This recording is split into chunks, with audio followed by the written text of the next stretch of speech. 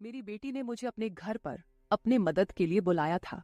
जैसे ही मैं उसके घर पहुंची, दामाद ने मेरी स्वागत सत्कार शुरू कर दिया। एक बार तो आधी रात को दामाद अचानक मेरे कमरे में आया। मेरे बगल में आकर उसने मेरी चादर के ऊपर से हाथ फेरते हुए कहा, सासू माँ, आपकी बेटी अब बहुत थकी हुई है। अब वह पुरानी लगने लगी है। अब आप ही मुझे खुश रख सकेंगी। दामाद ने मुझे सांस लेने का भी समय नहीं दिया। वह रात से लेकर सुबह के 3 बजे तक लगातार। नमस्ते दोस्तों, आज की इस कहानी में आपका स्वागत है। मेरा नाम राधिका है और आज मैं आपको अपना और अपनी बेटी की कहानी सुनाने जा रही हूं, तो दिल को थाम कर सुनिएगा। मेरी बेटी को उसके ऑफिस के काम से घर के कामों के लिए समय नहीं मिल रहा था। एक दिन उसका मुझे फोन आया और उसने कहा, माँ, मुझे घर के कामों में आपकी बहुत जरूरत है। कुछ दिन मेरे पास आओगी क्या? बेटी की चिंता में मैं तुरंत उसके घर चली गई। मुझे देखते ही बेटी से ज्यादा दामाद खुश हो गए। वे मेरी इतनी सेवा सत्कार क्यों कर रहे थे, ये मुझे समझ नहीं आ रहा था। लेकिन दामाद अचानक से बदल गए थे। मुझे देखते ही मेरी बेटी ने मुझे गले लगाया। उसके पीछे दामाद ने भी मुझे गले लगाया। इससे पहले उन्होंने कभी मुझे इस तरह से गले नहीं लगाया था। अचानक उनमें इतना बदलाव कैसे आ गया, ये मेरी समझ में नहीं आया। जब दामाद ने मुझे गले लगाया तो मुझे बहुत शर्म महसूस हुई। मेरी बेटी सरिता ने अपने पति के इस व्यवहार पर ध्यान भी नहीं दिया। जैसे ही मैं बेटी के घर पहुंची, उसने मुझसे कहा कि वह मेरे हाथों से बनी उसकी पसंदीदा सब्जी खाना चाहती है। आते ही मैं फ्रेश होकर बेटी के किचन में चली गई। उस रात दामाद और बेटी दोनों बड़े चाव से खाना खा रहे थे। खाना खत्म होते ही सरिता बोली, माँ, आज आपके हाथ का खाना खाकर बहुत अच्छा लगा। उसके कहने पर दामाद ने भी हामी भरते हुए कहा, मुझे तो ऐसा लग रहा है जैसे बहुत दिनों बाद पेट भरकर खाया हो। दामाद ने मेरी तारीफ किया तो सरिता ने अपने पति को गुस्से से देखना शुरू कर दिया। वह बोली, सुमित, मेरी माँ के सामने मेरी बुराई मत करो।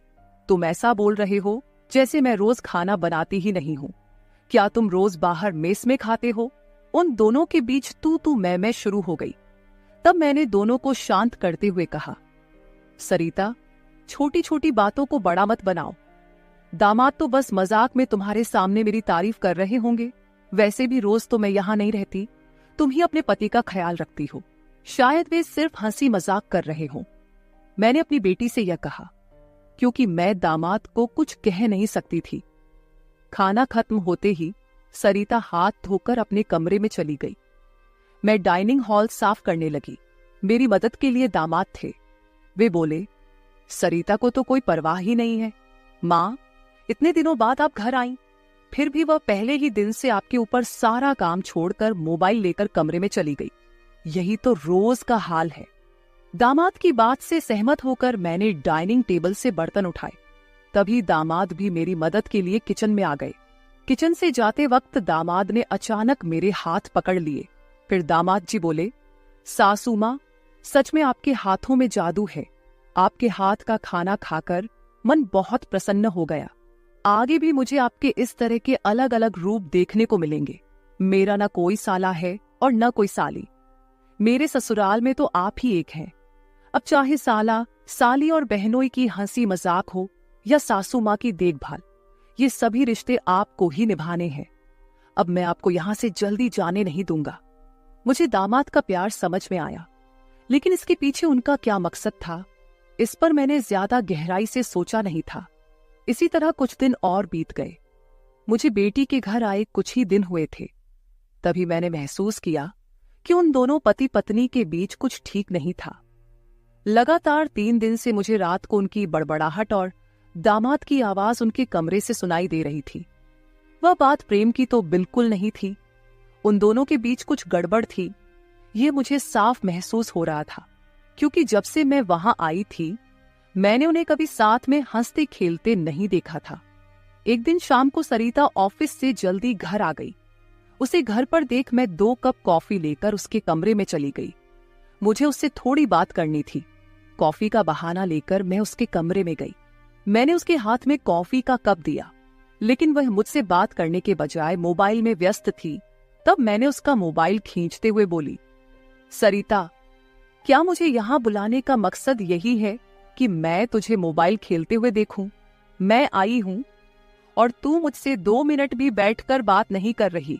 अरे 2 शब्द माँ से तो बोल, और अगर तुझे बात नहीं करनी तो मुझे तुझसे बात करनी है। जैसे ही मैंने उसका मोबाइल छीन लिया, उसका ध्यान मेरी ओर हो गया। वह बोली, बोलो माँ, तुम्हें मुझसे क्या इतना जरूरी बात करनी है? तब मैंने उससे कहा, सरिता, तू खुद को इतनी कूल दिखाती है, क्या सच में तू वैसी ही है? क्या सच में तुम्हारे घर का माहौल इतना कूल है? मेरी बातों पर सरिता के चेहरे पर एक सवालिया निशान उभर आया। वह बोली, माँ, तुम क्या बोल रही हो? मुझे तो कुछ समझ में नहीं आ रहा। जो बोलना है सीधे बोलो। अब तुम टीचर नहीं हो और ना मैं तुम्हारी स्टूडेंट, जो तुम मुझसे इतने सख्ती से बात कर रही हो। सरिता के कंधे पर हाथ रखकर मैंने उससे कहा, अरे पिछले 3 दिनों से रात को मुझे तुम्हारे कमरे से तुम दोनों की बड़बड़ाहट सुनाई दे रही है। क्या तुम दोनों के बीच सब कुछ ठीक है? अभी तुम्हें बच्चा भी होना है। अभी से ही तुम्हारे बीच अनबन शुरू हो गई है। अभी तो तुम्हें साथ में पूरा जीवन बिताना है। ये सही तरीका नहीं है। मेरी बातों का जवाब देते हुए सरिता बोली, माँ, मुझसे कहने के बजाय समीर से कहो, क्योंकि हमेशा वही झगड़ा शुरू करता है। उस दिन भी देखा ना, कैसे वह खाने की टेबल पर मुझे कुछ भी बोल रहा था। फिर वह बोली, माँ, अब तुम ही बताओ, मैं ऑफिस में भी थक जाती हूँ। ऊपर से घंटों ट्रैफिक में फंसकर घर आना पड़ता है। अब 3 दिन से तुम घर आई हो तो मुझे थोड़ी राहत मिली है, नहीं तो रोटियां बेलते वक्त भी मेरी आंख लग जाती थी। अब इतनी थकान के बाद भी मैं समीर को कैसे समय दूं? समीर तो कुछ समझने को तैयार ही नहीं है। और वैसे भी तुम्हें यहां बुलाने का आइडिया उसी का था। वह कह रहा था कि सासू माँ के आने से तुम्हें भी थोड़ा आराम मिलेगा। तुम यहां आई हो तो उसकी खाने की शिकायतें भी थोड़ी कम हो गई हैं। नहीं तो हर बात में ये ऐसा और वो वैसा ही चलता रहता था। तुम्हें बुलाने से पहले वह कह रहा था कि जब मेरी सासू माँ आएंगी तो मैं उनसे सारी ख्वाहिशें पूरी करवाऊंगा। अब तुम्हारे दामाद को तुमसे क्या ख्वाहिशें पूरी करवानी है, ये तुम ही देख लो। उसकी शिकायतों से तो मुझे थोड़ी राहत मिल गई है। सरिता की बातें सुनकर मुझे लगा कि सच में उसे काम से समय नहीं मिल पाता होगा, इसलिए समीर को खाने पीने की परेशानी हो रही होगी, और शायद इसलिए उन्होंने मुझे कुछ दिनों के लिए बुला लिया होगा। लेकिन दामाद को मुझसे और भी ख्वाहिशें पूरी करवानी थीं, इसका मुझे कोई अंदाजा नहीं था। सरिता की बातें सुनकर मुझे लगा कि उनके बीच सामान्य झगड़े हैं जो वे खुद सुलझा लेंगे। इसीलिए आगे मैंने सरिता को और नहीं समझाया।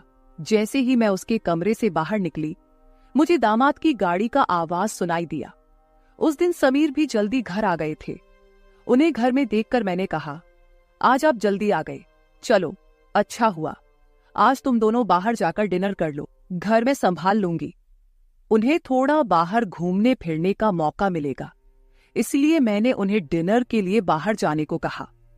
लेकिन दामाद ने कहा, सासू माँ, होटल जाने की जरूरत नहीं है। आज मेरे बॉस का 50वां जन्मदिन है। बॉस ने जन्मदिन के मौके पर एक 5 स्टार होटल में पार्टी रखी है और हमें खास तौर पर उस पार्टी में बुलाया गया है। समीर की बात सुनकर मैंने कहा, अरे वाह, तो फिर तुम दोनों जल्दी से अच्छे से तैयार हो जाओ और साथ में पार्टी में जाओ। तब दामाद जी बोले, सासू माँ, हम दोनों अकेले नहीं जाएंगे। बॉस ने पूरे परिवार को बुलाया है और आप भी हमारे परिवार हैं, इसलिए आप भी हमारे साथ चलो। तब सरिता भी मुझसे जिद करने लगी। उसने कहा, माँ, घर पर तुम अकेले बैठी क्या करोगी? तुम भी हमारे साथ चलो, तुम्हें भी अच्छा लगेगा। एक तो जब से तुम यहाँ आई हो, मैं तुम्हें कहीं बाहर घुमाने भी नहीं ले जा पाई। मैं छुट्टी लूंगी तो लूंगी, पर अभी तो तुम हमारे साथ बाहर चलो, कम से कम तुम्हारा भी मन थोड़ा हल्का हो जाएगा। उन दोनों का इतना जोर बढ़ गया कि मुझे भी उनके साथ जाने के लिए तैयार होना पड़ा। मैं हमेशा कहीं भी जाती थी तो अपने साथ 1-2 पार्टी वियर कपड़े रखती थी।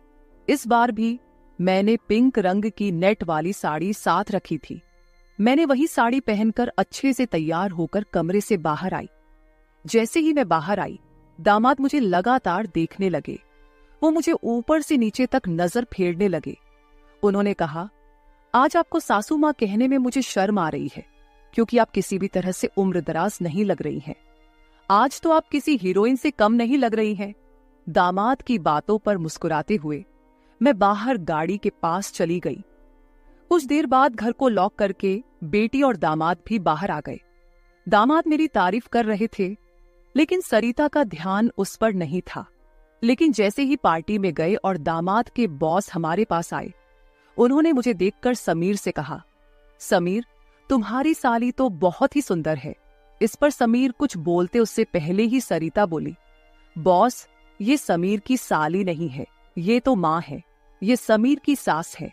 हमारे रिश्ते को सुनकर बॉस चौंक गए। उन्होंने कहा, आपकी खूबसूरती और जवानी को देखकर ऐसा बिल्कुल नहीं लगा कि आप सासू माँ हो सकती हैं। बॉस ने अपनी गलती स्वीकारते हुए मुझसे माफी मांगी और वहां से चले गए। बॉस के जाते ही दामाद मेरी तारीफ करने लगे। उन्होंने कहा, सच में सासू माँ, आज तो आप सरिता से भी ज्यादा खूबसूरत लग रही हैं। सच में पत्नी तो ऐसी होनी चाहिए। ऐसा कहकर दामाद ने मेरे हाथ पर ताली मारी और हंसने लगे। लेकिन उनकी इस मजाक पर सरिता गुस्से से मेरी ओर देखने लगी। अब मुझे धीरे धीरे दामाद की नजरों का एहसास होने लगा था। कुछ देर बाद हम घर जाने के लिए निकल पड़े। घर पहुंचते ही सरिता और मैं एक साथ गाड़ी से उतरे। गाड़ी से उतरते ही सरिता ने मुझसे कहा, माँ, आज के बाद तुम्हें इतना सजने संवरने की कोई जरूरत नहीं है। थोड़ा अपनी उम्र के हिसाब से रहना सीखो। गुस्से में तीखे शब्द बोलते हुए सरिता पैर पटकती हुई घर के अंदर चली गई। मुझे उसका गुस्सा कुछ समझ नहीं आया। असल में मुझे तो किसी भी बात पर गुस्सा आने का सवाल ही नहीं था। फिर भी सरिता मुझसे नाराज होकर पैर पटकते हुए घर के अंदर चली गई थी। नादान लड़की सोचकर मैंने उसकी बातों को नजरअंदाज किया और घर में जाकर अपने कमरे में चली गई। कुछ देर बाद फ्रेश होकर मैंने रात में सोने के लिए नाइट गाउन पहन लिया। रोज की तरह सोने से पहले मैंने अपने हाथ पैरों पर बॉडी लोशन लगाया। तभी अचानक दरवाजे पर दस्तक हुई। दरवाजे पर दामाद थे। हमारी नजरें मिलते ही दामाद ने कहा, सासू माँ, अंदर आ सकता हूं। ये घर उनका ही था, फिर भी वो कमरे में आने के लिए मुझसे अनुमति ले रहे थे। मैंने कहा, ये घर तो आपका ही है, मेरी अनुमति लेने की क्या जरूरत, आप यहां कभी भी आ जा सकते हो। फिर हंसते हुए दामाद कमरे के अंदर आ गए। उन्होंने मेरी ओर देखकर कहा, सासू माँ, सच में आज आप बहुत सुंदर लग रही थी। वैसे तो मैं आपको कभी यह कॉम्प्लीमेंट देना चाहता था कि आप आज भी जवान और खूबसूरत दिखती हैं। कभी कभी सच में आपको सासू माँ कहने में मुझे शर्म महसूस होती है। कभी कभी तो आपको नाम से बुलाने की इच्छा होती है। सच में आप सरिता की बहन जैसी लगती हैं। बाहर कुछ समय पहले सरिता ने जो गुस्से में आपको कहा, वह सब मैंने सुना। उसकी बातों पर ध्यान मत दीजिए। और हाँ, एक जरूरी बात यह है कि सरिता की बातों को दिल पर लेकर आप अपना रहन सहन बिल्कुल मत बदलिए। आप जैसी हैं बहुत अच्छी हैं। दामाद के मुंह से अपनी तारीफ सुनकर मेरे मन में लड्डू फूटने लगे। अगर 45 साल की किसी महिला की तुलना 21 साल की जवान लड़की से की जा रही हो, तो जाहिर है वह महिला खुश होगी ही। उस समय मेरे साथ भी वैसा ही हुआ था। दामाद की प्रशंसा पर मैं शर्मा गई थी। उस दिन के बाद दामाद की हदें बढ़ने लगी। 4 दिन बाद मुझे अपनी बेटी के कमरे से उनकी बहस की आवाजें सुनाई दी। मैं अपने कमरे से बाहर झांकते हुए वह सब सुन रही थी। तभी दामाद कमरे से बाहर आते दिखे। दामाद को बाहर आते देख मैं जल्दी से अपने कमरे में चली गई। मैं कमरे की लाइट बंद करने ही वाली थी कि समीर मेरे कमरे में आ गया। वो काफी गुस्से में लग रहा था। मैंने उसे एक गिलास पानी दिया और पूछा, सब ठीक तो है ना? इस पर दामाद बोले, सासू माँ, आपकी बेटी और आप में कितना फर्क है। शादी के बाद पति से कैसा व्यवहार करना चाहिए, उसे कैसे खुश रखना चाहिए, आपने सरिता को कुछ भी नहीं सिखाया। जब भी मैं उसके पास जाता हूं, वह मुझसे एक ही बात कहती है कि मैं बहुत थक गई हूं। आपकी बेटी अब पूरी तरह बूढ़ी दिखने लगी है। उसके सामने आप जवान लगती हैं। कहां आपकी जवानी और कहां सरिता की समय से पहले आई बुढ़ापा। मैंने शांत रहकर समीर की सारी बातें चुपचाप सुनी। उनकी बातें खत्म होते ही मैंने उसे समझाते कहा, दामाद जी, आप गुस्सा मत कीजिए। सरिता अपने ऑफिस के काम में पूरी तरह थक जाती है। इसलिए वह थोड़ी परेशान हो गई है। कुछ दिन आप दोनों बाहर घूमने चले जाइए, सब कुछ ठीक हो जाएगा। काम की भाग दौड़ में खुद के लिए भी समय निकालना जरूरी है। इस पर दामाद बोले, मैं तो सब कुछ करने के लिए तैयार हूँ, लेकिन आपकी बेटी को ऑफिस से छुट्टी लेने की इच्छा होगी, तभी मैं भी उसके साथ कहीं जा सकूंगा। मैंने फिर से दामाद को समझाया और उनके हाथ में पानी का गिलास दिया। दामाद से बात करते हुए अनजाने में मेरा हाथ उनके पैर पर रख दिया गया। अचानक दामाद ने अपने पैर पर रखा मेरा हाथ अपने हाथ से पकड़ा और मेरे हाथ से गिलास को एक ओर रखते हुए दूसरे हाथ से मेरे चेहरे से बाल हटाकर बोले, सासू माँ, आप सच में बहुत सुंदर हैं। आपको देखकर तो सरिता को देखने की इच्छा ही नहीं होती। कहाँ आपके चेहरे का तेज और कहाँ सरिता की झुर्रियां। दामाद मेरे सामने मेरी बेटी की बुराई कर रहे थे। मैंने उन्हें कहा, आप मेरी सुंदरता की तारीफ कर रहे हैं, इसके लिए धन्यवाद, लेकिन जिस लड़की के बारे में आप बुरा भला कह रहे हैं वह मेरी बेटी है, ये मत भूलिए। दामाद बोले, सासू माँ, मैं कुछ गलत नहीं कह रहा हूं, जो सच है वही कह रहा हूं। अब सरिता बूढ़ी दिखने लगी है तो क्या करूं? आपके सामने वह सच में फीकी पड़ती है। आपकी सुंदरता बेहद मनमोहक है। बोलते बोलते दामाद की नजर मुझ पर टिकने लगी थी। तब मैंने उनसे कहा, अब काफी रात हो गई है, आपको जाकर सो जाना चाहिए, नहीं तो सरिता यहाँ आ गई तो वह और नाराज हो जाएगी। मैंने दामाद को जैसे तैसे अपने कमरे से बाहर किया, नहीं तो वह रात भर मेरे कमरे में ही बैठे रहते। खैर, जो भी हो, लेकिन समीर ने मेरी जो प्रशंसा की वह मुझे बहुत पसंद आई।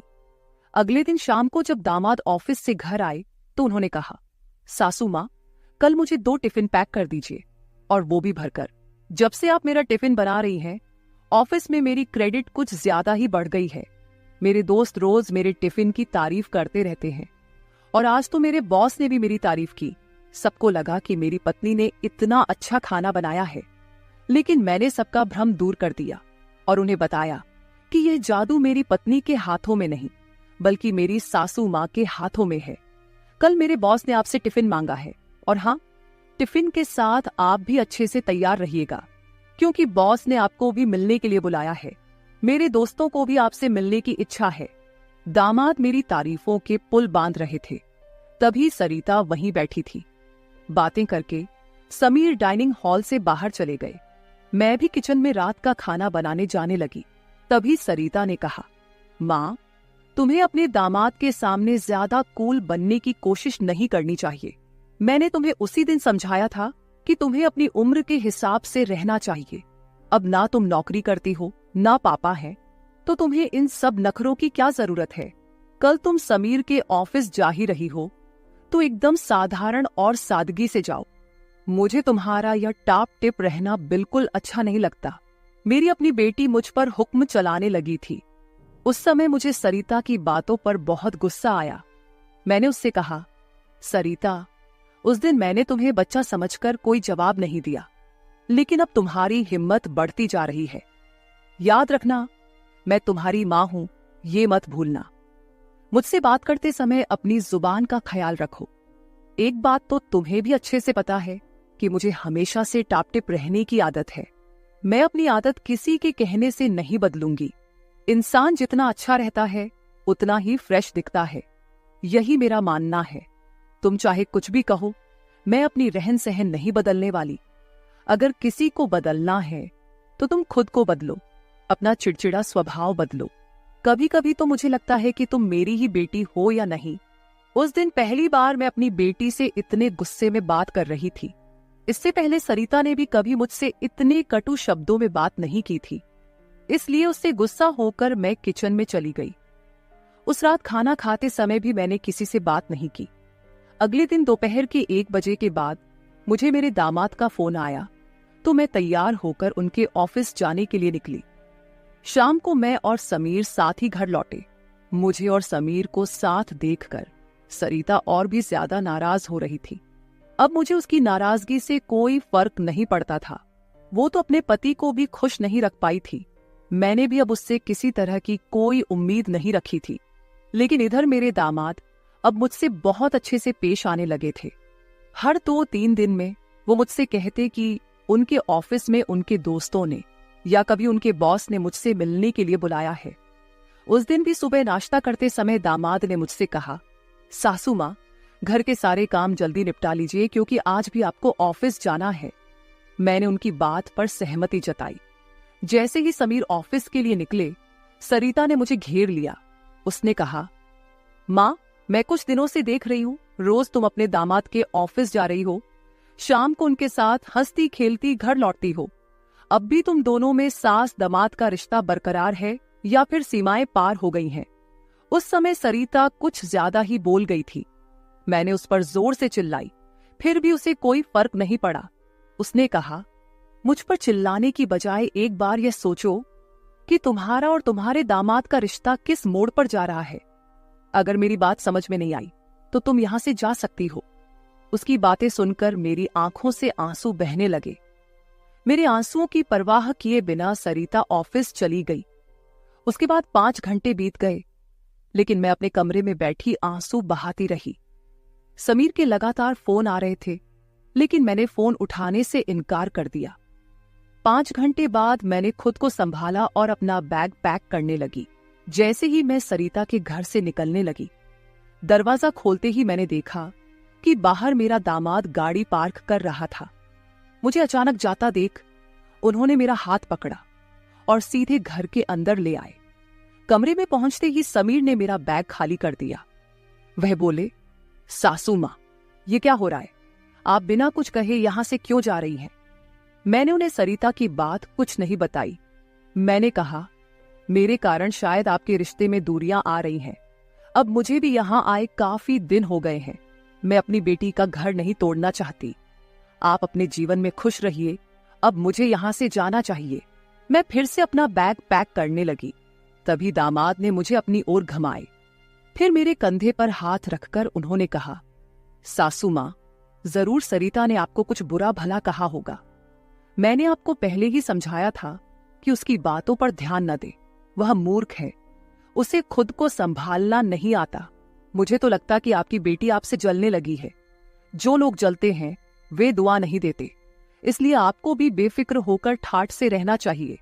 समीर मुझे हंसाने की कोशिश करने लगे।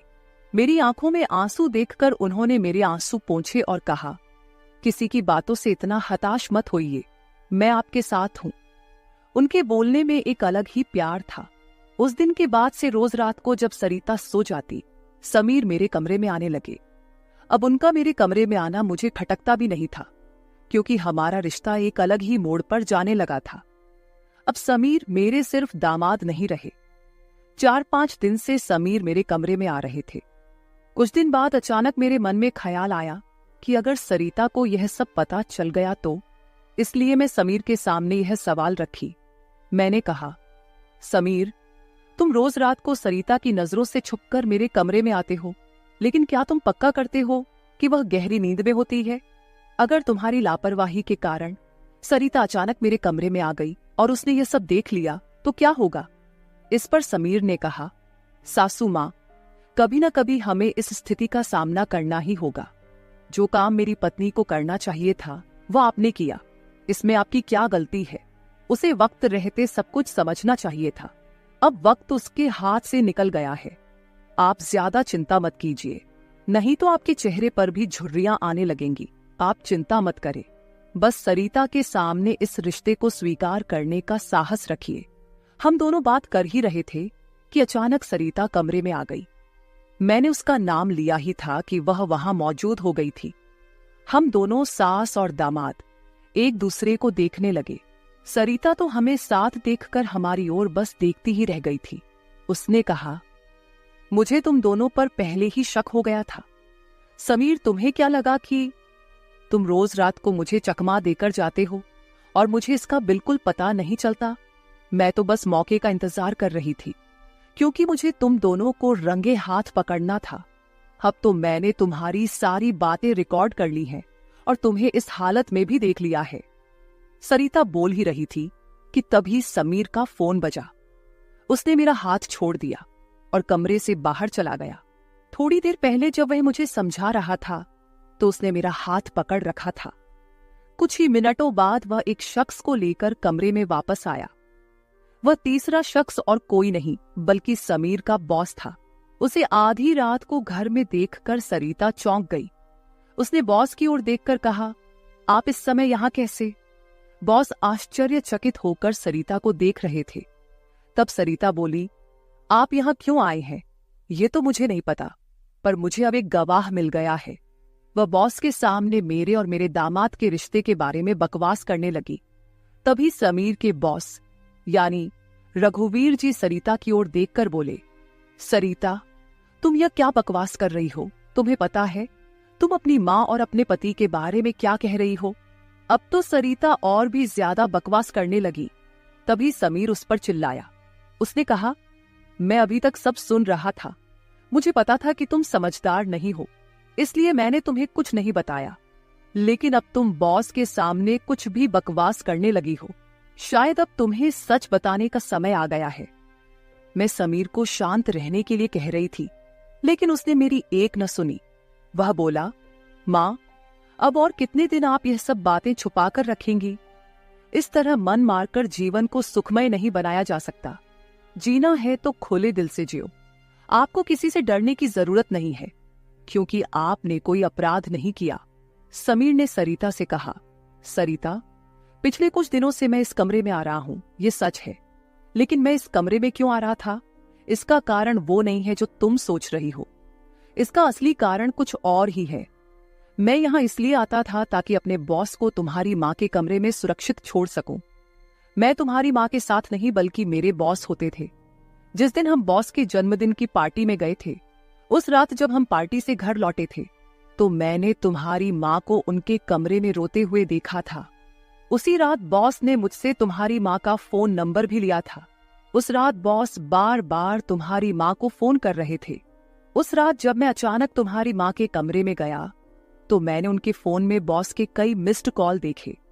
अगले दिन मैंने बॉस से इस बारे में पूछा, तभी मुझे सच्चाई पता चली। एक समय था जब तुम्हारी माँ और बॉस एक ही कॉलेज में पढ़ते थे। इतना ही नहीं, उन दोनों के बीच प्यार भी था, लेकिन घर वालों के दबाव के कारण वे अपना जीवन एक साथ नहीं बिता सके। पर किस्मत ने 30 साल बाद उन्हें एक बार फिर से आमने सामने खड़ा कर दिया। तुम्हारी माँ कुछ बोलने के लिए तैयार नहीं थी, लेकिन बॉस की वजह से मुझे उन दोनों के रिश्ते के बारे में पता चला। तब से मैंने जानबूझकर कभी दोस्तों का बहाना बनाया तो कभी बॉस का, ताकि तुम्हारी माँ और बॉस को एक दूसरे से मिलवा सकूं। धीरे धीरे मैंने तुम्हारी माँ के चेहरे पर खुशी देखनी शुरू की। वह भी अपना पुराना रिश्ता जीने लगी, लेकिन तुमने इसे गलत समझा और माँ पर गलत आरोप लगाए। तुम्हारे आरोपों के बाद तुम्हारी माँ ने घर से बाहर निकलना बंद कर दिया। तब से मैंने इस प्रेमी जोड़े की मुलाकात अपने घर में ही करानी शुरू कर दी। तुम्हारी माँ जानती थी कि तुम इस उम्र में उनके और बॉस के रिश्ते को स्वीकार नहीं करोगी, इसलिए उन्होंने कभी तुमसे खुलकर बात नहीं की। लेकिन अब मुझे लगता है कि उन्हें अपनी जिंदगी का फैसला खुद करने देना चाहिए। सरिता बोली, समीर, तुम मेरी माँ को उनके प्रेम से मिलने के लिए इतना प्रयास कर रहे थे। तुम दामाद होकर भी कोई आपत्ति नहीं कर रहे थे और मेरी माँ को एक बार फिर से जीने का मौका दे रहे थे। मैं आगे बढ़ी और सरिता से आंसू भरी आंखों के साथ बोली, मुझे माफ कर दे बेटी, मुझे इस उम्र में यह सब नहीं करना चाहिए था। मुझे रघुवीर से फिर से नहीं मिलना चाहिए था। लेकिन तू चिंता मत कर, सुबह होते ही मैं यहां से चली जाऊंगी। मैं रघुवीर से कभी नहीं मिलूंगी। इस उम्र में मुझे यह बातें तुम्हारे मुंह से सुनने से पहले ही मैं यहां से चली जाती हूं। मेरी आंखों में आंसू देखकर सरिता बोली, मां, मुझे माफ कर दो। मैंने तुम्हें समझा ही नहीं, ना मैंने कभी तुम्हारे अकेलेपन को महसूस किया। अब वो समय तो बीत गया, पर अगर तुम मेरे लिए जी सकती हो तो फिर मैं तुम्हारी खुशी में क्यों नहीं शामिल हो सकती। तुम्हारे समय में दादा ने तुम्हारी शादी नहीं होने दी होगी, लेकिन अब मैं उनके नक्शे कदम पर नहीं चलूंगी। मैं तुम्हें और बॉस को आपके आगे के जीवन के लिए ढेर सारी शुभकामनाएं देती हूं। बॉस मुझे मेरे पिता के रूप में स्वीकार है। बेटी की सहमति सुनकर मेरी आंखों में आंसू भर आए। रघुवीर भी मेरी तरह ही अपने जीवन में अकेले थे। अगले 3 दिनों के भीतर मेरी और रघुवीर की रजिस्टर्ड मैरिज मेरी बेटी और दामाद की मौजूदगी में हो गई। शायद ये पहली बार हुआ होगा कि एक बेटी ने अपनी मां की विदाई की थी। मेरी विदाई के समय मैंने सरिता को एक सीख दी। मैंने उससे कहा, सरिता, पैसा सब कुछ नहीं होता, इसीलिए हमेशा पैसे के पीछे भागना छोड़कर कभी अपने परिवार पर भी ध्यान देना चाहिए। कर्तव्यों से भागकर ना तो जीवन पूरा होता है, ना ही खुशियां मिलती हैं। अब समय आ गया है कि तुम अपनी जिम्मेदारियों पर ध्यान दो। सरिता ने मुझसे वादा किया कि आगे से वो अपने घर की जिम्मेदारियों को निभाने में पीछे नहीं हटेगी।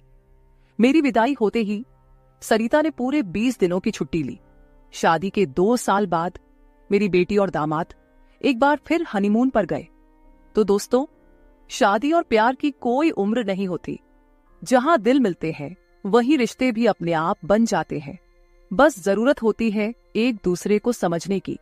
तो मेरे प्यारे दोस्तों, यह थी हमारी आज की छोटी सी कहानी। आपको ये कहानी कैसी लगी कमेंट करके जरूर बताएं। अगर आप ऐसी ही और भी इंटरेस्टिंग और रोमांटिक कहानियां सुनना चाहते हो तो चैनल को सब्सक्राइब जरूर कर ले और बेल आइकॉन ऑन कर ले, ताकि आपको मेरी आने वाली नई वीडियो की सूचना तुरंत मिल सके। कल मिलेंगे एक और नई कहानी के साथ। धन्यवाद।